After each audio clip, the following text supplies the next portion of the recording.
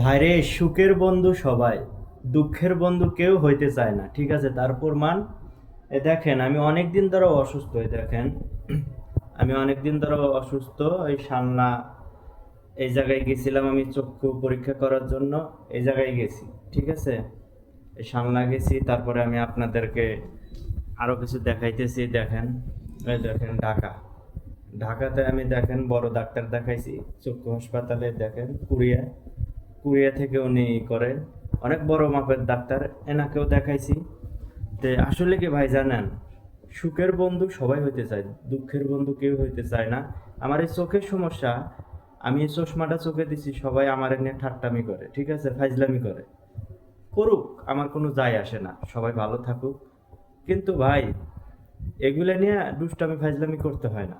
আমার চোখ আমি জানি, আমার মাথা আমি জানি, ঠিক আছে? আমার ব্যথা কতটুকু আমি জানি। কে কি বললো আমার কোনো যায় আসে না। তা আমার জন্য সবাই দোয়া করবেন, আমি যেন চালু করে সুস্থ হই। এটা অনেক পাওয়ারি চশমা, মৃত্যুর আগ পর্যন্ত এটা চোখে দেওয়া থাকতে হবে আমার।